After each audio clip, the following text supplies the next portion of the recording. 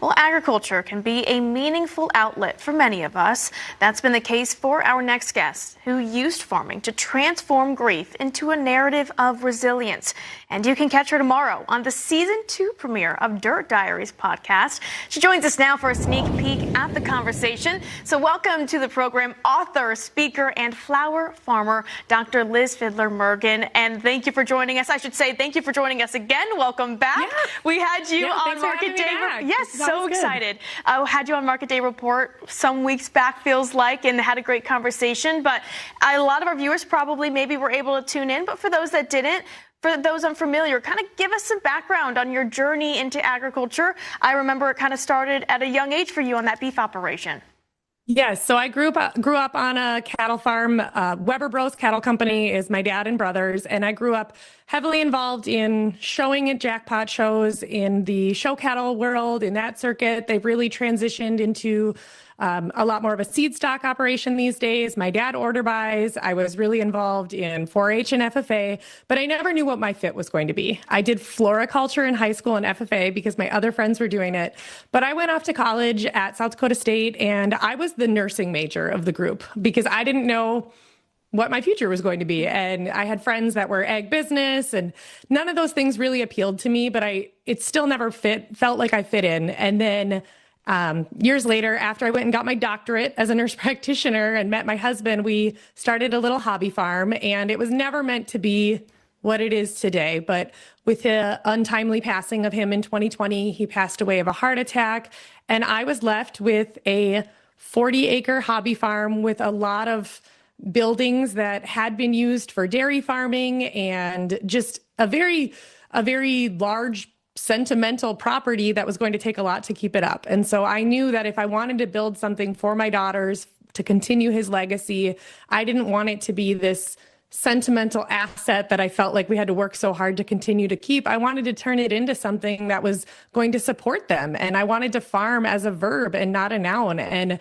I found flower farming, and I found my way back. And if you would tell 18, 19, 20-year-old Liz that this is how you're going to do it, this is how you're going to find it, don't try to change your mold, don't try to fit in where, you don't quite want to flourish, but it'll all work out.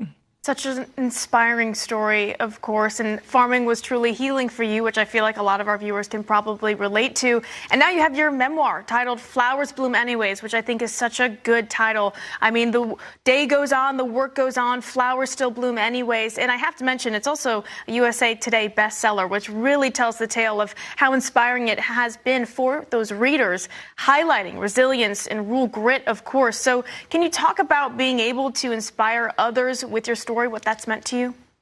Yeah, I think that for me, being able to just share that this is what worked for me.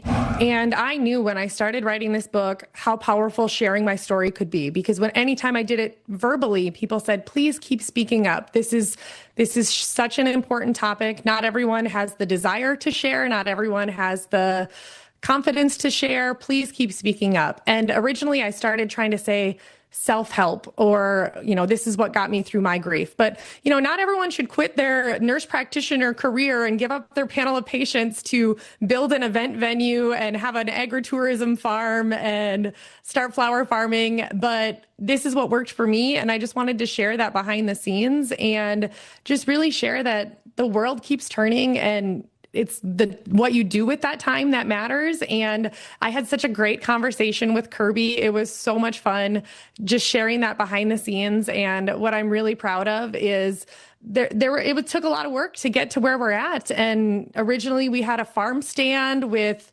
subscriptions and that customer base, and it really evolved into, we host about 15 events at our farm every month, between celebrations of life and bridal showers and baby showers and everything but weddings. And we do wedding flowers, and I'm really helping shape the industry with getting local flowers into the hands of those florists that want them through a platform that I built called Farmers to Florists, and just really sharing that this specialty crop farming and agritourism is farming too. And I'm really proud of having a way that, there's a lot of women that are trying to help bring revenue into their farms. Commodity prices are not great right now. And so it's a really good way to diversify. And I mean, I know sunny Mary Meadows has really blossomed into a thriving agritourism operation. You have your flowers. Everyone should go check out your social media. You always have so much going on, even as you talk about all the things that you're doing. I don't know how you have the time. You also have your own podcast, of course, but you got to be on the other side where you sat with Kirby for Dirt Diaries. So we're all so excited to tune in and learn more about your story. And Liz, thank you so much for joining us again this morning. That was Dr. Liz Fiedler Mergen. And again, you can catch your episode of Dirt Diaries tomorrow on all podcast platforms. I cannot wait.